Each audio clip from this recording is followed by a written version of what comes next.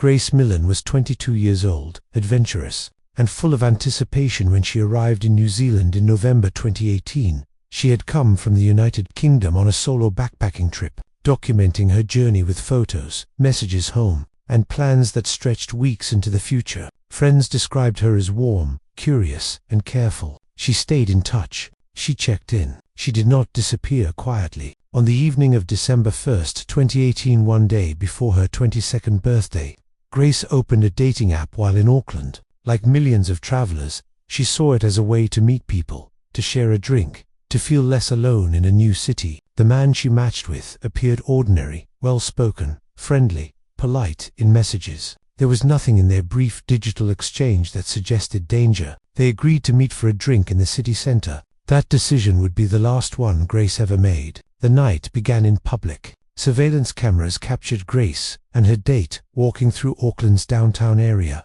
stopping at bars, laughing, talking. To anyone watching from a distance, it looked like a normal first date to young people testing chemistry, navigating small talk, deciding what came next. There were no visible signs of distress, no raised voices, no struggle. As the night progressed, they returned to the man's hotel room. What happened inside that room would later be reconstructed, not through witnesses, but through digital evidence, forensic analysis, and the chilling behavior of the man Grace trusted enough to follow upstairs. Grace did not return to her hostel that night. She did not answer messages. By the next day, her family knew something was wrong. Grace was meticulous about communication. She had plans. Silence was not part of her pattern. Her parents contacted authorities. At first, police treated her disappearance cautiously, hoping for a benign explanation. But as hours turned into days, the concern escalated. Investigators began retracing Grace's last known movements,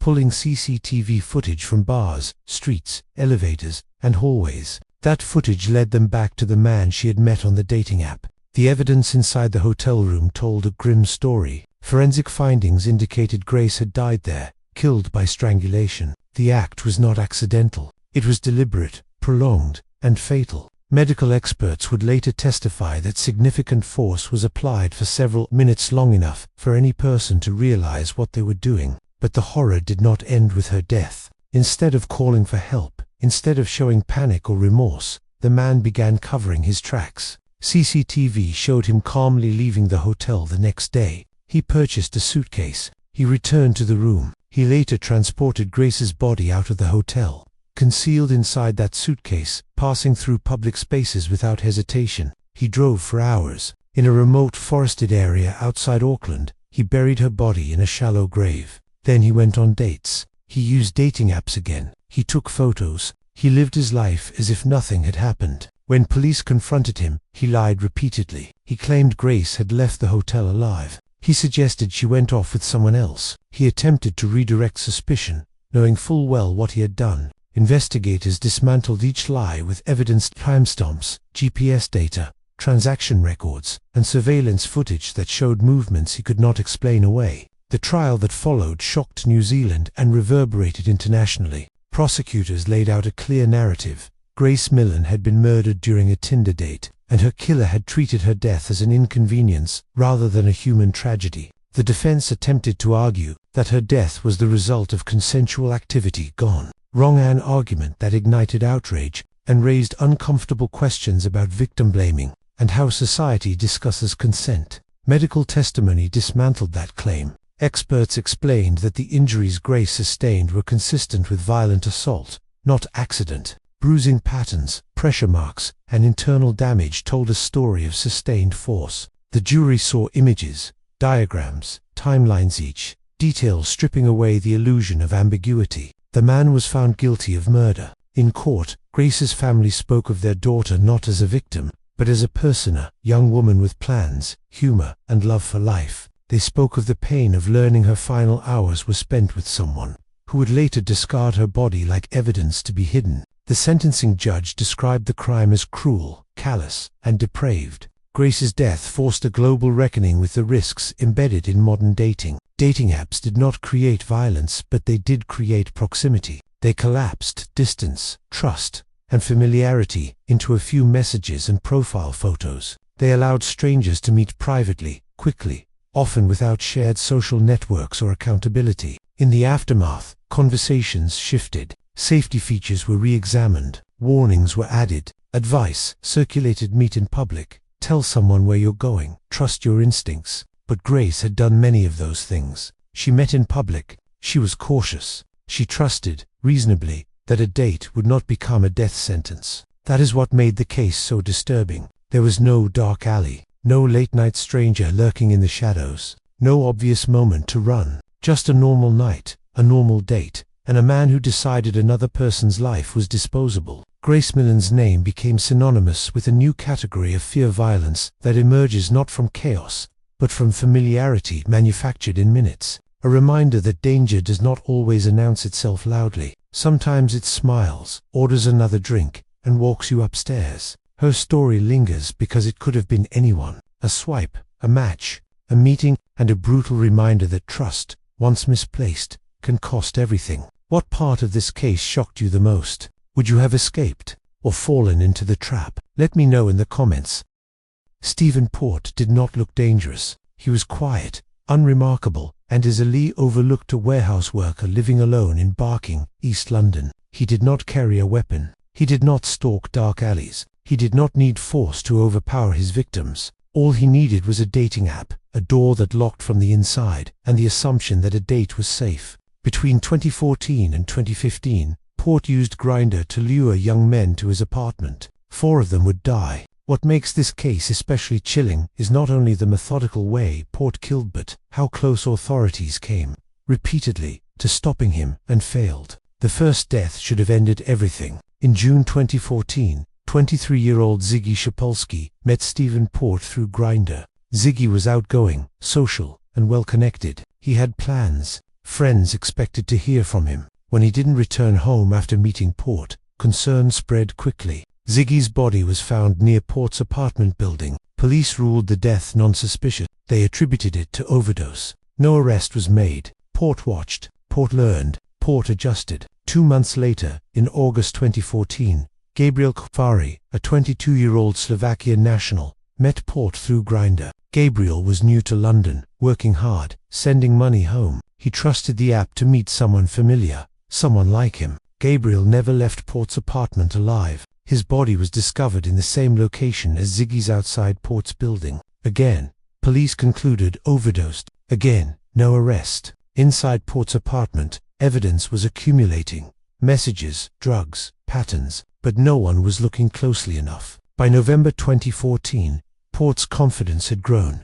He messaged Daniel Whitworth, a 21-year-old university student. Daniel was kind, trusting, and open. Port invited him over. That night, Daniel died of a lethal dose of GHB, drug Port administered. This time, Port escalated. He wrote a suicide note, not in Daniel's handwriting, but in his own. The note falsely claimed Daniel had taken his own life and asked his family not to blame anyone. Port then dumped Daniel's body outside, once again, in the same location. Daniel's family immediately sensed something was wrong. The note didn't sound like him. The circumstances felt staged. They begged police to investigate further. Once again, police hesitated. It was not until the 4th death that the pattern became undeniable. In September 2015, Jack Taylor, 25 years old, met Port via Grindr. Jack was known for his warmth and openness. He was cautious, but he trusted. He went to Port's apartment. He never came back. Jack's body was found inside Port's apartment this time, during a police visit prompted by mounting pressure and inconsistencies. Toxicology reports confirmed what families had long suspected. These were not accidental overdoses. These were murders. Stephen Port was finally arrested. The investigation revealed a chilling routine. Port would message men on Grindr, often presenting himself as lonely, gentle, He invited them to his apartment, offered drinks, and secretly administered GHB. Once they were unconscious, he assaulted them. When the dose proved fatal, he disposed of their bodies like objects, placing them near his building to suggest public overdoses rather than private crimes. Digital forensics exposed hundreds of messages, searches about lethal dosages, and drafts of fake suicide notes. Port had refined his method through repetition. Each death taught him how to hide the next one better. The trial exposed not just Port's crimes but systemic failure. Families of the victims testified about being dismissed, ignored, and minimized. Early opportunities to connect the deaths had been missed. Had police acted decisively after the first or second death, the others would still be alive. In 2016, Stephen Port was convicted of 4 counts of murder and multiple sexual offenses. He was sentenced to life imprisonment with a whole life order, meaning he will never be released. In court, the judge described him as a sexual predator who used drugs to render men helpless and condemned the cold, calculated nature of his actions. But for the families, justice came with unbearable cost. Each man had trusted a platform meant to connect, not kill. None of them went looking for danger. They went on dates. Stephen Port did not rely on violence in public. He relied on privacy, trust, and the normalization of meeting strangers behind closed doors. Dating apps did not create him, but they gave him access. This case forced serious questions in the UK about how authorities respond to deaths involving marginalized communities, particularly gay men, and drug-related assumptions.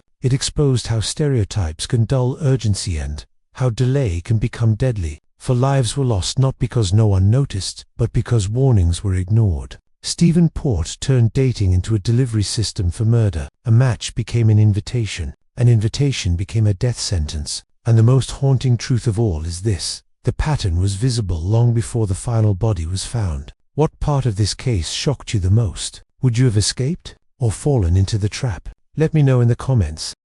Daniel Drayton didn't need a disguise. He didn't stalk dark corners or plan elaborate traps. He simply created a profile, uploaded a photo, and waited for someone to swipe right. In August 2018, in the small town of Southbridge, Massachusetts, 31-year-old Samantha Stewart opened a dating app, looking for connection. She was a mother, a sister, a woman rebuilding her life. She had struggled before, but she was moving forward. Dating apps, for her, weren't reckless, they were practical. A way to meet someone without bars, without pressure. One swipe connected her to Daniel Drayton. It would be the last decision she ever made. Drayton was 27 years old, transient, unemployed, and drifting between states. He had a criminal history that spanned years: assaults, thefts, domestic violence. He had already demonstrated a pattern of escalating aggression toward women. But on Tinder, none of that existed. There, he was just another man looking to meet someone. Their conversation was brief, friendly, normal, nothing that raised alarms. Drayton suggested they meet in person. Samantha agreed. They decided to meet in a public place, a local parking lot near a plaza. It was supposed to be safe. It was daytime. Other people were nearby. She brought her car. He brought a knife. When Samantha arrived, Drayton entered her vehicle. What happened next unfolded in minutes, but its brutality would echo far longer. According to investigators, Drayton attempted to sexually assault her inside the car. Samantha fought back. She screamed. She resisted. She tried to escape. Drayton stabbed her repeatedly. Witnesses later reported hearing screams. Some saw movement in the car. But by the time anyone intervened, it was too late. Samantha Stewart was stabbed over 30 times. She bled to death in the driver's seat of her own vehicle. Drayton fled the scene on foot. The parking lot became a crime scene. Blood stained the interior of the car. Surveillance cameras captured fragments of the attack and Drayton's escape route. Police quickly identified him as the suspect. But what they didn't know, what would soon make this case far darker, was that this murder was not an isolated act. As authorities launched a manhunt, Drayton didn't hide. He continued moving, and he continued attacking. Less than 24 hours after killing Samantha Stewart, Drayton assaulted another woman, this time in New York City. He met her through a dating app as well. He strangled her, raped her, and left her alive but traumatized. She survived long enough to report him. Her testimony would later become crucial. Drayton was finally arrested in New Haven, Connecticut, sitting calmly on the steps of a church. When police approached him, he did not resist. He did not deny involvement. He appeared detached, almost indifferent. During interrogation, Drayton confessed, not only to Samantha Stewart's murder, but to his intentions. He told police he wanted to kill again. He described an uncontrollable rage toward women. He spoke about using dating apps because they made access easy. No background checks, no accountability, no barriers, just an endless stream of potential victims who assumed a date meant safety. The investigation revealed a disturbing digital trail. Drayton had active profiles on multiple dating apps. He had messaged dozens of women across states. His movements aligned with dates, conversations, and sudden disappearances. Investigators believe that had he not been caught quickly, the death toll could have risen. In court, the evidence was overwhelming. Surveillance footage, DNA, witness testimony, his own confession. Samantha Stewart's family sat through the proceedings, listening as prosecutors detailed how a routine date turned into a massacre. They spoke of Samantha as a mother who loved fiercely, a woman who tried to protect herself by meeting in public, by trusting that daylight and proximity meant safety. The jury convicted Daniel Drayton of first-degree murder. He was sentenced to life in prison without the possibility of parole. During sentencing, the judge described the crime as senseless, predatory, and fueled by hatred. There was no remorse in Drayton's words, no apology that carried weight, only acknowledgement that he had done what he intended to do. Samantha Stewart's death sent shockwaves through discussions about dating app safety. It shattered the assumption that public spaces guaranteed protection. It raised urgent questions about repeat offenders slipping through digital platforms unchecked. But for Samantha's family, those questions came too late. They don't measure time in reforms or headlines. They measure it in absence. Daniel Drayton didn't stalk Samantha for weeks. He didn't know her history or her dreams. He didn't need to. The app gave him access to her trust, and minutes later, her life was gone. This was not a crime of passion. It was a crime of opportunity. A swipe, a meeting, a murder committed in plain sight. Dating apps promise connection, but in this case, they delivered a killer directly into a woman's car. And once again, the warning signs only became obvious after the blood had already dried.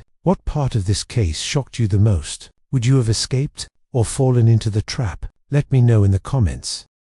Philip Markoff looked like the last man anyone would suspect. He was intelligent, polite, and outwardly successful, a second-year medical student, studying at one of the most prestigious universities in the United States. He volunteered at hospitals. He had a long-term girlfriend. He was engaged to be married. His future, on paper, was spotless. But behind the image of discipline and ambition was a second life, one built quietly, deliberately, and with terrifying intent. In the spring of 2009, while preparing for a career dedicated to saving lives, Philip Markoff was using the internet to find women he planned to rob, terrorize, and kill. And he was finding them through Craigslist. Before dating apps became mainstream, Craigslist's erotic services section functioned as an informal meeting ground, unregulated, anonymous, and dangerously exposed. It was here that Markoff realized he could exploit trust, privacy, and expectation all at once. His victims weren't strangers wandering into darkness.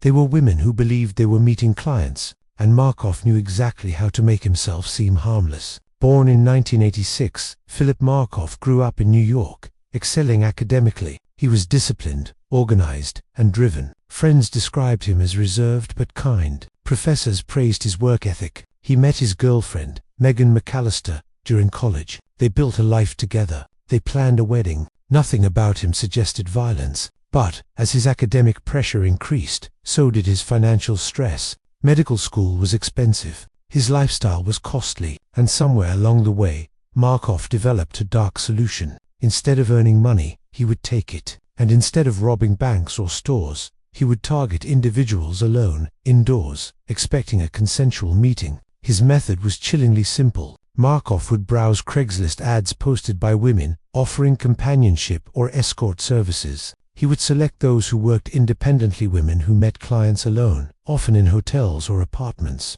He responded politely. He asked questions. He scheduled appointments. Then he arrived armed. On April 10, 2009, Markoff entered a Boston hotel room where Julissa Brisman, a 26-year-old masseuse, was waiting. She had posted an ad offering massage services. She believed she was meeting a client. Instead, she met her killer. Inside the room, Markoff pulled out a gun. He demanded money. When Julissa resisted or attempted to flee, he shot her multiple times. She died at the scene. Markoff fled. At first, police did not immediately connect the crime to Craigslist. It appeared to be a robbery gone wrong. But investigators soon realized that this wasn't an isolated incident. Just 2 days earlier, on April 8, Markoff had met another woman, Tricia Leffler, through Craigslist in a Rhode Island hotel. He robbed her at gunpoint, bound her hands with zip ties, and fled, but he did not kill her. Tricia survived, and she remembered him. She described his calm demeanor, his clean-cut appearance,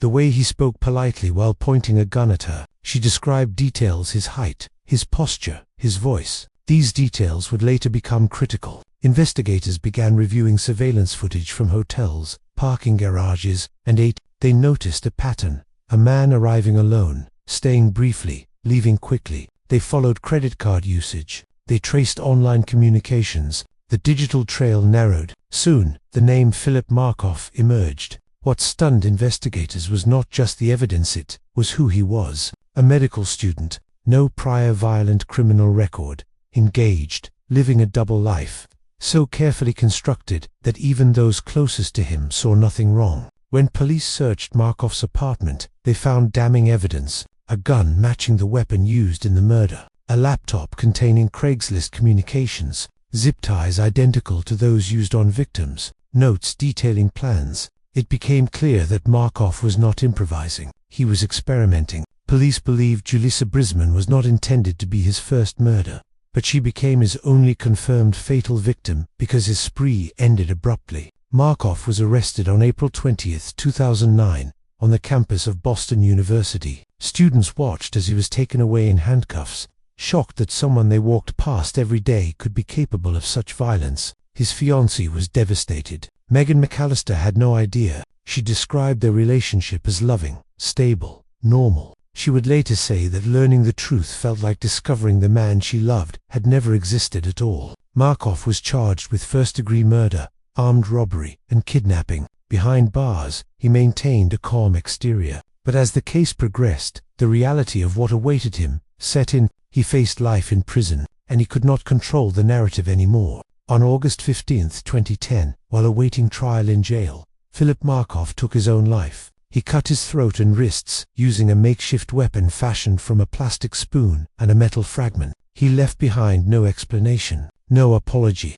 no closure. His death ended the legal proceedings but not the questions. Why did a man on the path to becoming a doctor choose to destroy lives instead? Was it financial desperation, a need for control, a thrill? Investigators could only speculate. What they did know was this: Markoff exploited a system that offered anonymity without protection. Craigslist allowed strangers to meet in private spaces without safeguards, background checks, or verification. Julissa Brisman went to a hotel room expecting to work. She never came out. Her family described her as ambitious, warm, and determined. They rejected the narrative that her profession defined her fate. She was not reckless. She was not careless. She was targeted. Philip Markoff didn't snap. He didn't lose control in a moment of passion. He planned, he researched, he selected victims based on vulnerability and isolation, and he hid behind intelligence and normalcy. This case shattered assumptions about what predators look like. It showed that danger does not always come from desperation or rage, can come from calculation and concealment. Dating platforms and classified sites eventually changed policies. Craigslist shut down its erotic services section entirely. But for Julissa Brisman, those changes came too late. Markoff never stood trial. He never heard a verdict. He never faced his victims' families in court. Instead, he chose silence. And that silence left behind a haunting truth. Even those trained to heal can choose to destroy. A polite message, a hotel room, a gun pulled from a backpack. Philip Markoff used the promise of connection as camouflage. And when the mask finally fell, the cost was a life that should never have been taken. What part of this case shocked you the most? Would you have escaped or fallen into the trap? Let me know in the comments. Sidney Loofe trusted the routine. By November 2017, dating apps had become ordinary, a background feature of modern life. Sidney, a 24-year-old hardware store clerk living in Lincoln, Nebraska, used Tinder casually. She was outgoing, artistic, and optimistic. She loved adventure. She loved people. She believed in the basic decency of others. When she matched with a woman named Audrey, there was nothing alarming. Audrey seemed friendly, confident, interesting. Their messages were playful. They talked about art, travel, and meeting up. Sidney told friends she was excited. She had no idea she was walking into a carefully rehearsed lie. Audrey was not a woman looking for connection. She was Bailey Boswell, and she was hunting with her partner, Aubrey Trail. Together, they had already decided Sidney would not leave alive. Aubrey Trail was 52 years old, manipulative, domineering, and deeply controlling. Bailey Boswell was 24, young, impressionable, and emotionally entangled with him.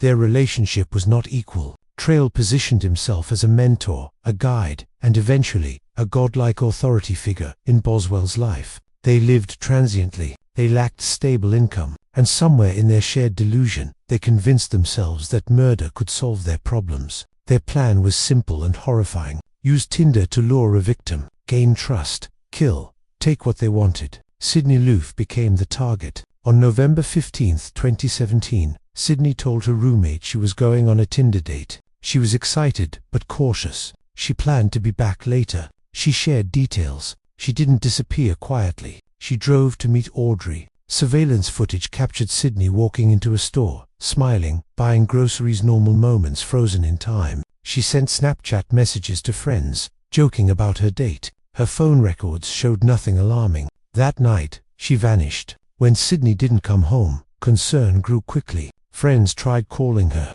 No answer. Her car was later found abandoned. Her phone was off. Her family knew immediately something was wrong. Police initially treated the case as a missing persons investigation, but as hours turned into days, the urgency escalated. Sidney's digital footprint stopped abruptly after meeting her date. Tinder messages confirmed the meet. Investigators traced the account. It led them to Bailey Boswell. When police questioned Boswell, she denied everything. She claimed she never met Sidney. She insisted the Tinder profile wasn't hers. She smiled. She cooperated just enough to seem innocent. Aubrey Trail did the same, but their stories didn't match the data. Phone records placed both Boswell and Trail near Sidney's last known location. Surveillance footage showed vehicles moving together. Text messages between Boswell and Trail revealed coordination, planning, timing, intent. The lie began to unravel. What happened to Sidney Loofe was not spontaneous. It was staged. Prosecutors later revealed that Boswell had lured Sidney under the guise of a date,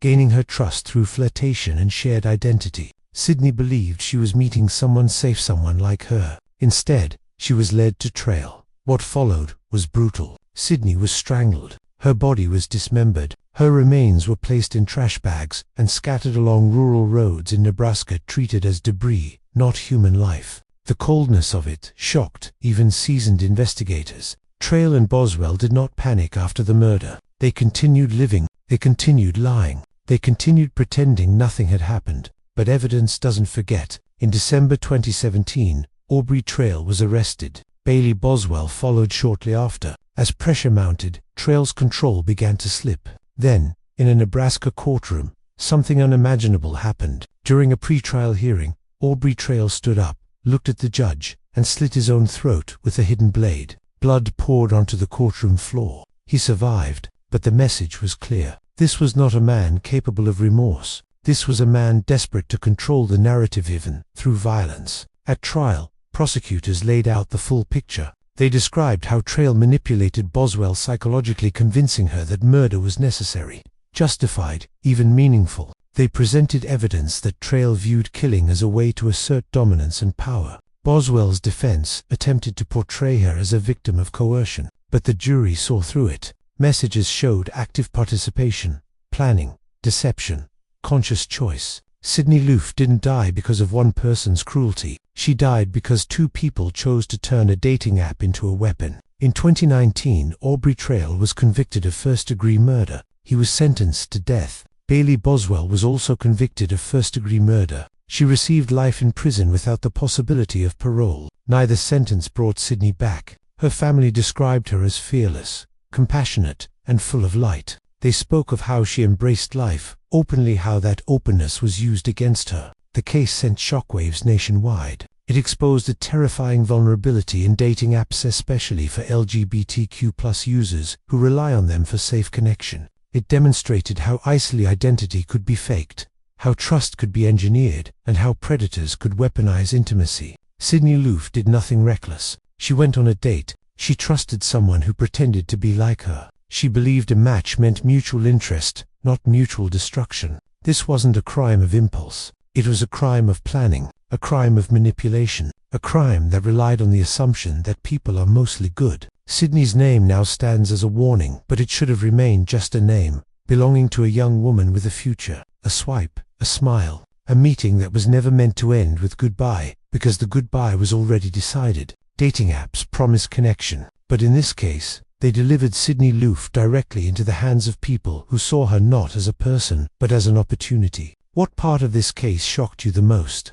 Would you have escaped, or fallen into the trap? Let me know in the comments.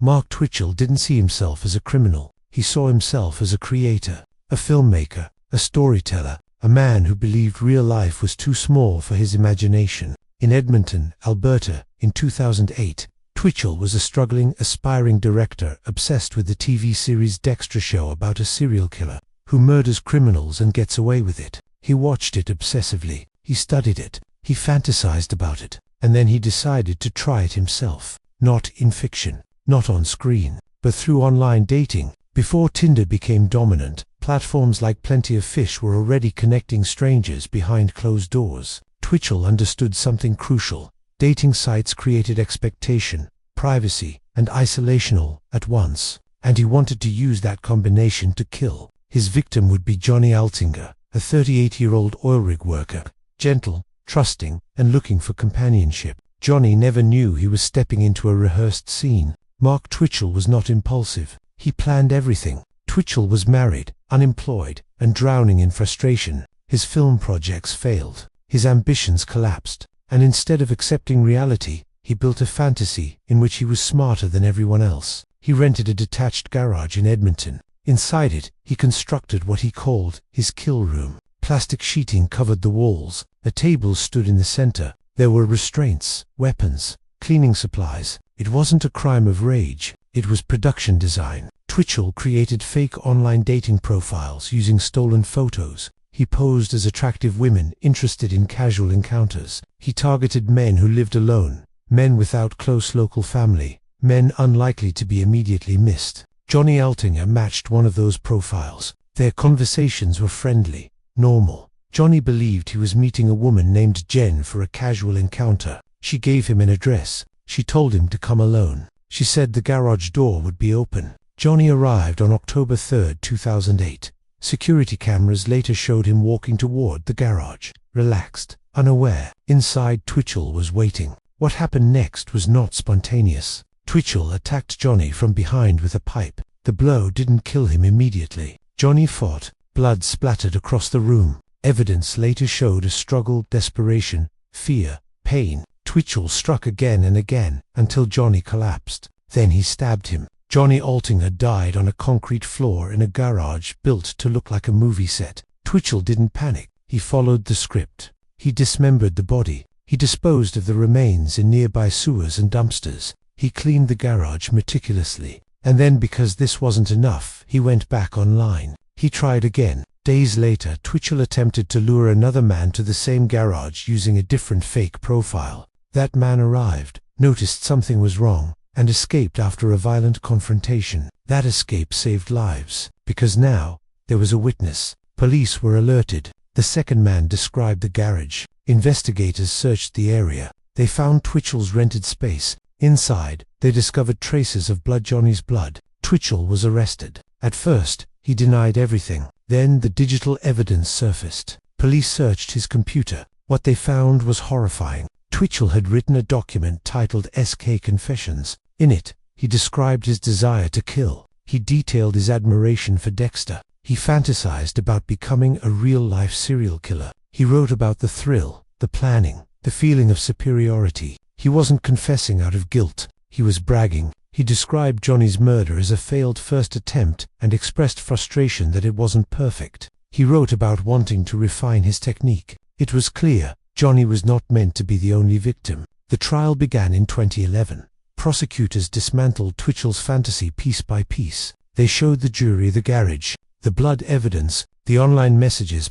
the written confessions. Twitchell's defense attempted to portray him as mentally unstable, overwhelmed, influenced by fiction. But the evidence showed planning, control, and awareness. This was not someone detached from reality. This was someone who believed reality owed him something. In July 2011, Mark Twitchell was convicted of first-degree murder. He was sentenced to life in prison with no possibility of parole for 25 years. In court, Johnny Altinger's family spoke of the man they lost. Johnny wasn't reckless. He wasn't dangerous. He was lonely. He was kind. He believed meeting someone online was no different than meeting them anywhere else. That belief cost him his life. This case shook Canada. It forced people to confront an uncomfortable truth. Predators don't always kill out of anger or desperation. Sometimes they kill out of ego, out of fantasy, out of the desire to feel powerful. Mark Twitchell didn't see Johnny as a person. He saw him as a prop, a test run, a scene that didn't go exactly as planned. Dating platforms did not create Twitchell's darkness, but they gave him the casting call, a profile, a message, a location. Johnny Altinger walked into a garage expecting a date. He walked into a story where the ending was already written. And the most chilling part, if that second man hadn't escaped, Mark Twitchell would have kept filming. What part of this case shocked you the most? Would you have escaped, or fallen into the trap? Let me know in the comments. Gable Toasty knew how to present himself online. Confident, well-spoken, successful. On dating apps, he framed his life as stable and exciting, a smooth-talking IT worker living in a luxury high-rise on Australia's Gold Coast. His profile suggested ambition, independence, and charm. He talked icily. He flirted carefully. He knew how to make strangers feel comfortable. In August 2014, one of those strangers was Warriena Wright. She was 26 years old, a New Zealand woman visiting Australia. She was intelligent, curious, and adventurous. Friends described her as warm, independent, and eager to experience life beyond routine. She downloaded Tinder while traveling like millions of others, expecting conversation, maybe connection. She matched with Gable. Their messages were normal, light, friendly. They agreed to meet for drinks at his apartment. The building was modern, upscale, overlooking the ocean. It felt safe, respectable. Warriena told friends where she was going. She never came back. On the night of August 7, 2014, Warriena arrived at Toasty's high-rise apartment. Surveillance footage showed her entering the building alone, carrying her purse, relaxed and unaware. What happened inside that apartment would later become one of the most controversial dating app deaths in modern criminal history. According to Toasty, the night began consensually. They drank, they talked, they kissed, but he claimed Warriena became aggressive, emotional, volatile. He said she attacked him. He said he feared for his safety. What the evidence revealed was far more disturbing. At some point, an argument erupted. Neighbors would later report hearing screaming, shouting, panic. Inside the apartment, Warriena tried to leave. She didn't make it to the elevator. Instead, she ended up on the balcony, 14 stories above the ground. She fell to her death. The fall was fatal. Her body was found on the pavement below, broken and still. But the most chilling part of the case wasn't just the fall. It was what happened before it, and what happened after. When police arrived, they found Toasty calm, detached. He told officers that Warriena had jumped, that she had climbed over the balcony railing and fallen during a panic attack. But investigators didn't rely on his word. They examined his phone. What they found changed everything. Toasty had recorded audio on his phone during the incident, not accidentally, deliberately. The recording captured Warriena, screaming, crying, begging. It captured her terror, as she realized she was trapped. At one point, her voice could be heard saying she was scared, asking to leave. Toasty's voice remained cold, mocking, dismissive. He taunted her. He told her to jump. He told her no one would believe her. He laughed. At no point did he call for help. At no point did he attempt to calm the situation. Instead, he locked the door. He blocked her escape. Prosecutors argued that Warriena was effectively imprisoned inside the apartment, panicked, desperate, and trying to flee what she perceived as immediate danger. Faced with the choice between staying or escaping, she chose the balcony, and it killed her. After she fell, Toasty didn't rush to her aid. He went to bed. When police later confronted him with the audio recording, the case took on international attention. The public reaction was immediate and furious. Many believed the recording alone proved his guilt. But criminal law is not decided by outrage. It is decided by proof. Toasty was charged with murder and manslaughter. The trial became a media spectacle. Every word of the audio was dissected, every action scrutinized. The defense argued that Warriena acted on her own, that she panicked, that Toasty never physically forced her over the railing, that her death, while tragic, was not legally his responsibility. The prosecution argued that his actions, locking doors,